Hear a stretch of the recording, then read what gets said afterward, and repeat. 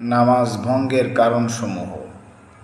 নামাজ আদায়ের ক্ষেত্রে যেগুলো আমাদের জানা অত্যন্ত জরুরি।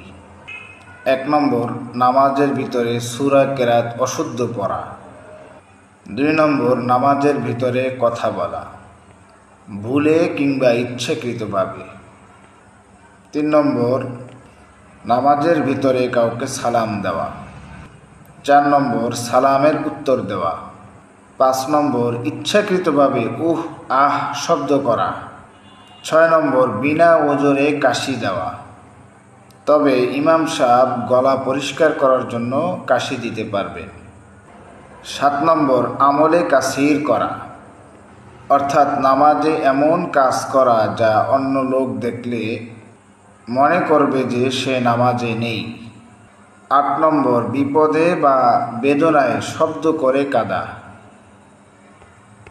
9 নম্বর, 3 তাসবিহ পরিমাণ সতরের 1/4 খুলে রাখা।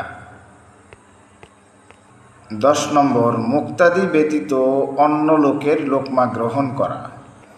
11 নম্বর, সুসংবাদ শুনে আলহামদুলিল্লাহ বা অন্য কোনো দোয়া পড়া। 12 নম্বর, দুঃসংবাদ শুনে ইন্না লিল্লাহ বা অন্য কোনো দোয়া পড়া। 13 নম্বর, নাপাক স্থানে সিজদা করা। 14 নম্বর, কিবলার দিক থেকে সিনা ঘুরে যাওয়া। 15 নম্বর, নামাজে কোরআনে কারীম দেখে পাঠ করা। 16 নম্বর, নামাজে শব্দ করে হাসা। 17 নম্বর, ইমামের আগে রুকু সিজদা করা বা দাঁড়ানো। 18 নম্বর, নামাজে সাংসারিক কোনো জিনিসের প্রার্থনা করা। 19 নম্বর, স্ত্রী নামাজে থাকা অবস্থায় তাকে চুম্বন করা। 20 নম্বর, অন্য কেহ হাসি দিলে সেই হাসির জবাব দেওয়া। 21 নম্বর, নামাজে পানাহার করা, অর্থাৎ একটি ছোলা বুট অথবা তার চেয়ে বেশি পরিমাণ, চাই সে ইচ্ছা করে করুক অথবা অনিচ্ছায় করুক, এক্ষেত্রে নামাজ ভেঙে যাবে। 22 নম্বর, নামাজের ভিতরে সন্তানকে দুধ পান করানো। 23 নম্বর, পূর্ণ সিজদার মধ্যে মাটি থেকে সম্পূর্ণ পা উঠিয়ে রাখা।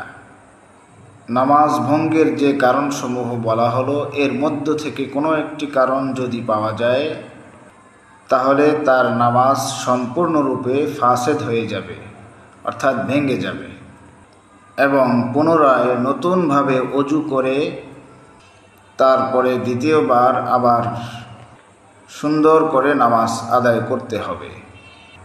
আল্লাহ তাআলা আমাদের সকলকে সুন্নত তরিকায় নামাজ আদায় করার তৌফিক দান করুন। আমিন।